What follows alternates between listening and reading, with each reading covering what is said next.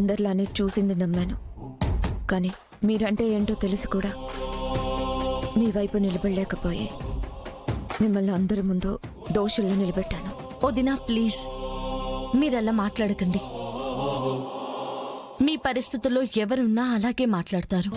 అవునక్క, ఏదేమైనా నేను బాబాయ్ మీద చేయి చేసుకోకుండా ఉండాల్సిందే. కూర్చుని మాట్లాడి ఉండాల్సిందే. ఆయన ఎన్ని మాట్లాడినా మా నాన్న తమ్ముడన్న విషయం మర్చిపోయి బాబాయ్ని కొట్టాను. మా మీద ఎంత కోపం ఉన్నా మమ్మల్ని బయటికి పంపించకుండా అవుట్ హౌస్ లో ఉండనిచ్చారు. మాకొక అవకాశం ఇచ్చారు వదినా. అంతెందుకక్క, వజ్రపాటి కౌశికి తలుచుకుంటే నాకు బెయిల్ రాకుండా ఆపడం ఎంతసేపు, కానీ మీరు ఆ పని చేయలేదు. ఎందుకంటే మీరు కేదార్ని కోపంతో తిట్టలేదు వదినా. కేదార్ ఇలాంటి పరిస్థితి ఎందుకు తెచ్చుకున్నాడని బాధతో తిట్టారు. కమలాకర్ మావయ్య గారికి ఏమవుతుందో అన్న భయంతో అలా మాట్లాడారు. అంతే తప్ప మా మీద కోపంతో కాదని మాకు తెలీదా? ఇంత కష్టంలో కూడా మనిషిని ఇంతలా ఎలా అర్థం చేసుకోగలుగుతున్నారు జగదాత్రి? మీ మంచితనం ముందు నేను చిన్నబోతున్నాను. అలా అనకండి వదినా. అసలు బాబాయ్ని మీనని ఎందుకు చంపాలనుకుంటున్నాడో, ఆ కేసులో కేదార్ని ఎందుకు ఇరికించాలని చూస్తున్నాడో ఎంత ఆలోచించినా అర్థం కావడం లేదు జగదాత్రి. ఆ ఏసీపీ హరినాథ్ ప్రూఫ్స్ సంపాదించి బెయిల్ ని క్యాన్సిల్ చేపించేలోపు నిజమేంటో కనిపెట్టాలి వదినా. నిజాలు బయటపడి కేదార్ కేసు నుంచి బయటపడిపోతే చాలు. కేసు క్లోజ్ అయ్యే వరకు ఇంట్లో వాళ్ళు ఏమన్నా మీ ఇద్దరూ మనసుకు తీసుకోకండి. కేదారు బాబాయ్ మీద చేయి చేసుకున్నాడనే కోపంలో ఉన్నారు కాబట్టి కేదార్ నిర్దోషి అనే సాక్ష్యాలు తీసుకొచ్చే వరకు వాళ్ళు మీ మీద కోపంగానే ఉంటారు. పదండి.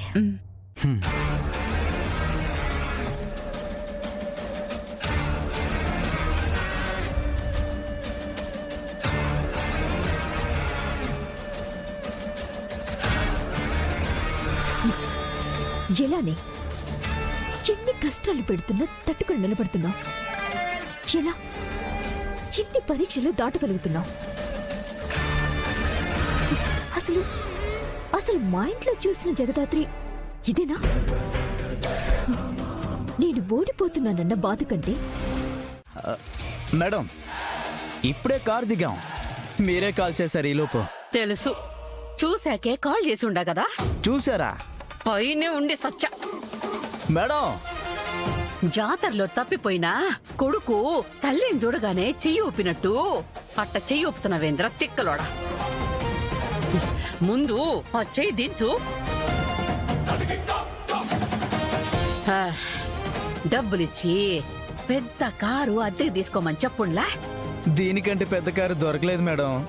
శంకన్న స్వామి, ఇట్టంటే బుర్ర లేని వాళ్ళందరినీ నాకే అంటగడతావేంది స్వామి? లోపలికొచ్చినాక ఏం చెప్పాలనో మొత్తం గుర్తుండదు కదా. రాత్రంతా డైలాగులు బట్టి కొట్టించి మరి వీళ్ళని తీసుకొచ్చాను మేడం. మీరేం టెన్షన్ పడకండి. ఇవాళ ఎంగేజ్మెంట్ డేట్ ఫిక్స్ చేసుకునే ఇక్కడి నుంచి వెళ్ళిపోతాం. మాటలు కోటలు దాటుతాయి గాని మనిషి గుమ్మం కూడా దాటనట్టుంటది మీ వ్యవహారం. ముందు ఎక్స్ట్రాలు చేయకుండా వచ్చిన పని చూసుకొని వెళ్ళండి. సరే మేడం, సరే. శంకర స్వామి, నువ్వే కాపాడాలి.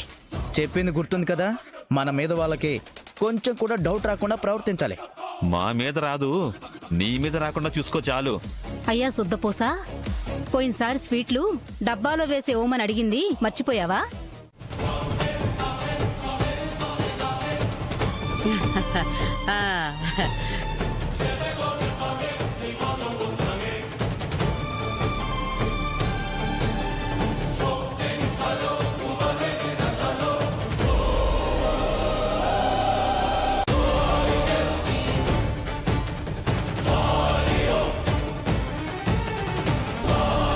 ఏంటి శ్రీవల్లి, మీ అత్తారింటి వాళ్ళు వచ్చారు కదా, అలా నిలబడ్డవేంటి?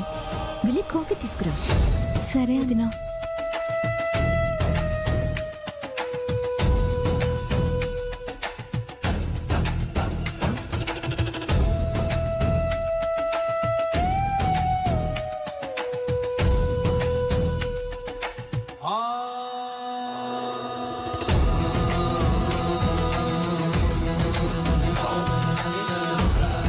ఏంటి శ్రీవల్లి, ఈ సంబంధం నీకు నచ్చలేదా?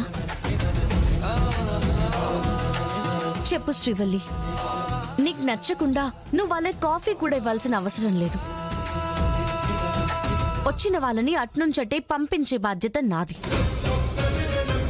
నీకు ఈ సంబంధం ఓకేనా కాదా? అమ్మ ఓకే అన్నారు కదా వదిన, నాకు కూడా ఓకేనే. అత్తయ్య గారి గురించి నేను అడగడం లేదు, నువ్వు చెప్పు. నీకు ఆ అబ్బాయి నచ్చాడా? అమ్మ తెచ్చిన సంబంధం కదా వదిన, నచ్చకపోవడానికి ఏముంటుంది? అమ్మ అన్ని రకాలుగా ఆలోచించే ఈ సంబంధం చూసుంటారు కదా. పైగా ఇప్పుడు అందరి ముందు నేను వద్దంటే అమ్మ చిన్నబోతారు.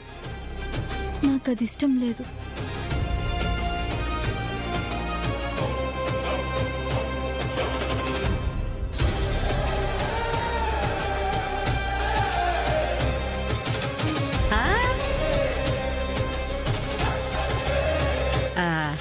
ఇయమ్మి తీసుకోండి.